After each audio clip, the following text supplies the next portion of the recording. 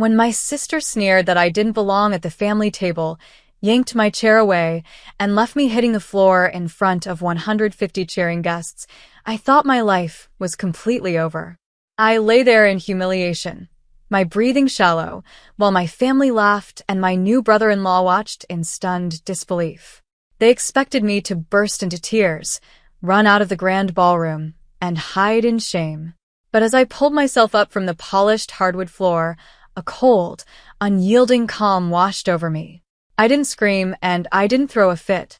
Instead, I looked straight at my sister, whose smug smirk was already starting to falter. Before she could laugh again, her groom shot to his feet, slamming his hand onto the table. "That's enough," he shouted, his face turning pale. "Do you really want me to tell everyone the truth?" My sister froze.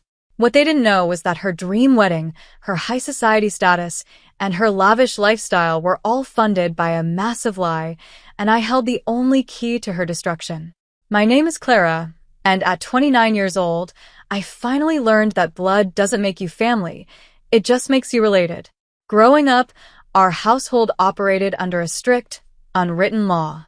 My younger sister, Vanessa, was the golden princess who could do no wrong, while I was the invisible shadow whose only purpose was to keep the machinery running. If Vanessa wanted something, she got it. If she crashed her car, our parents bought her a brand new luxury sedan the next morning while blaming the traffic lights. I, on the other hand, worked 2 jobs through college, earning my degree in finance top of my class, while my parents barely acknowledged my graduation. But the real betrayal ran much deeper than emotional neglect. For the last 5 years, Vanessa's luxurious lifestyle, her boutique consulting firm, and even her high society status were entirely funded by a secret truth. My parents were drowning in massive debts, and Vanessa's business was a failing disaster. Whenever they faced financial ruin, they came crawling to me. I quietly used my own corporate earnings, my savings, and my clean financial credit to bail them out, acting as the silent guarantor for their reckless loans. I let them treat me like a domestic servant because I foolishly believed that if I just gave enough, they would finally love me. When Vanessa announced her high society wedding to a wealthy executive named Julian, my parents demanded that I help pay for the venue deposit and coordinate the catering, treating it as my absolute duty as an older sister. I agreed to attend the wedding simply to keep the peace, completely unaware that they were planning to use the celebration to publicly humiliate me. I walked into that grand ballroom believing I was just an unappreciated guest. I had no idea I was walking right into a trap, and that the very people I had saved from financial ruin were about to push me off a cliff. Stepping into the grand ballroom felt like walking onto a stage where everyone already knew my lines except me.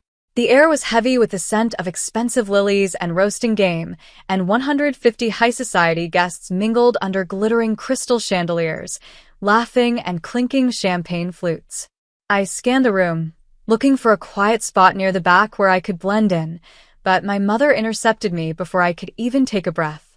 She looked me up and down with sharp, critical eyes, whispering that my dress looked off the rack and warned me not to ruin the family photos. Desperate to avoid a scene, I nodded and quietly made my way toward a small side table reserved for distant family members. But as I reached out to pull my seat out, Vanessa materialized right beside me, flanked by 2 of her closest bridesmaids. Her face was twisted into a malicious, triumphant smirk. "Oh, Clara, sweetie," she purred, her voice dripping with fake sweetness that cut right through the ambient chatter. "You didn't really think you'd sit at a proper table looking like that, did you?" Before I could even process her words, Vanessa stepped behind my chair, grabbed the backrest with both hands, and yanked it violently backward. My balance broke instantly. I tumbled backward, crashing hard onto the polished hardwood floor with a sickening thud, a sharp shockwave of pain shooting up my spine as my knees and elbows took the full impact. The music didn't stop, but the conversation around us did, replaced by a sudden, collective gasp from the surrounding guests. Instead of rushing to help me, Vanessa threw her head back and laughed loudly, pointing down at me as her bridesmaids giggled behind their hands. "Oops," she mocked, loud enough for half the room to hear. "Looks like someone doesn't belong at the family table." My breath hitched in my throat, hot tears stinging my eyes from the sudden humiliation, while my mother stood nearby, casually sipping her champagne and nodding in cold agreement.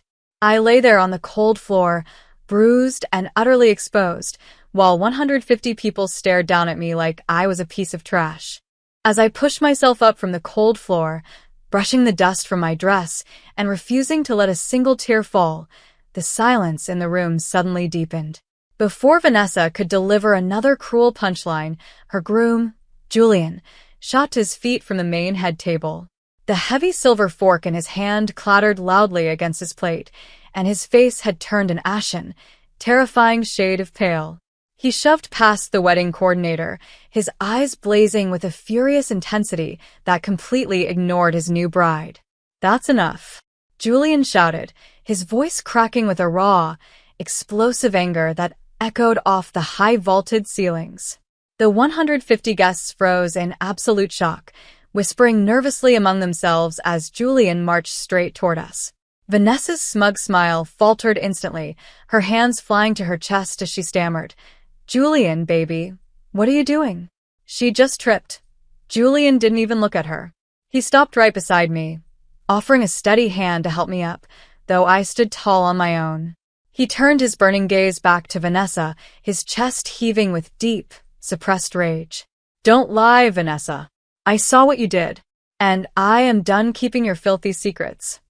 Julian grabbed the wireless microphone from the DJ, who was too paralyzed to protest, and stepped out into the center of the room. The entire ballroom held its breath, sensing that a catastrophic explosion was about to go off. Vanessa looked like she was about to faint, her eyes widening in sheer, unadulterated panic as she realized her groom was about to detonate her entire world right in front of high society. Julian gripped the microphone so tightly his knuckles turned white, his eyes sweeping over the stunned crowd of 150 high society guests before locking onto Vanessa and my parents. "You all think this is a fairy tale wedding." Julian's voice boomed through the speakers, sharp as glass. "You think Vanessa is a self-made corporate success, and that this family is rolling in wealth. But it is all a monstrous, calculated lie." My parents surged forward from the head table, my mother shrieking for him to stop, but Julian didn't flinch. He turned to face me, his expression softening with genuine remorse as he looked right into my eyes. "Clara," he said clearly, "for the last 5 years, you have quietly funded every single aspect of this family's survival. You bailed out their failing businesses, you paid their taxes, and you even secretly financed this very wedding thinking it was for a noble cause." A collective gasp rippled across the room as the guests began whispering furiously among themselves. Vanessa looked like she was choking, her face turning a sickly shade of green as she realized the man she had manipulated was turning the tables entirely. Julian didn't stop there. He reached into his breast pocket and pulled out a thick stack of printed financial documents, bank wire receipts, and signed loan agreements. "Vanessa didn't build a boutique consulting empire," Julian continued, holding the papers high for everyone to see. "She embezzled from corporate accounts, maxed out fraudulent lines of credit, and forged Clara's signature on major loan guarantees. Without Clara's pristine credit and secret corporate backing, this entire family would have been bankrupt years ago." My father slumped back into his chair, completely paralyzed, while my mother looked like she was about to faint on the polished marble floor. Julian looked directly at Vanessa, his voice dropping into an icy whisper that echoed through the silent hall. "You thought you could treat Clara like dirt, humiliate her, and push her down in front of everyone while living off her sacrifice. Well, the party is over. I checked the corporate registries this morning. Clara is the majority shareholder and legal owner of every single asset your family claims to own. You are standing here in a rented dress, on a rented estate, using money stolen from the woman you just shoved to the floor." The silence in the grand ballroom was suffocating. Vanessa stood frozen, her hands trembling as her entire high society facade disintegrated into ash. The illusion was completely shattered, and the web of lies had finally trapped its creators. The chaos that erupted in the grand ballroom after Julian's revelation was a sight I will never forget. Vanessa let out a shrill, hysterical scream, throwing her bouquet across the room before she bolted toward the exit, her designer heels clicking frantically against the hardwood floor. My mother collapsed into a chair, weeping loudly into her hands, while my father sat completely paralyzed, staring blankly at the floor as the weight of his lifelong arrogance finally crushed him. Julian didn't chase after Vanessa.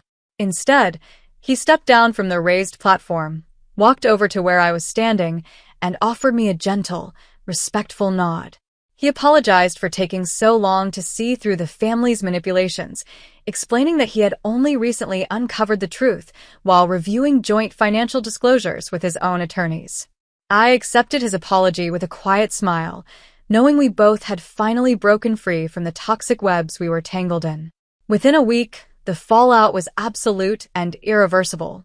Armed with the financial audits and the legal documentation Julian had exposed, my corporate legal team formally severed all remaining ties to my family's debts.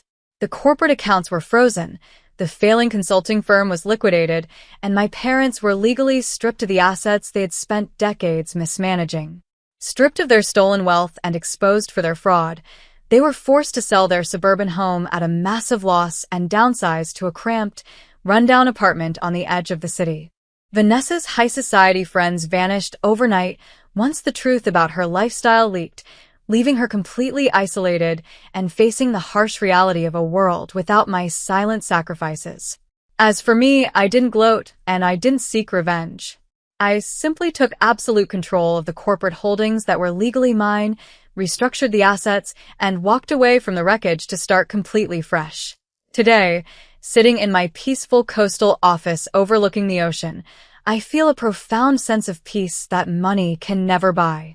Standing up for myself that night didn't just protect my dignity, it permanently freed me from a lifetime of emotional imprisonment. Now, I am deeply curious about all of you listening to my story. What would you have done if you were in my shoes? Would you have exposed them right there at the wedding, or walked away in silence? Let me know your thoughts in the comments below, and tell me the city you're watching from so I can see how far my story has reached.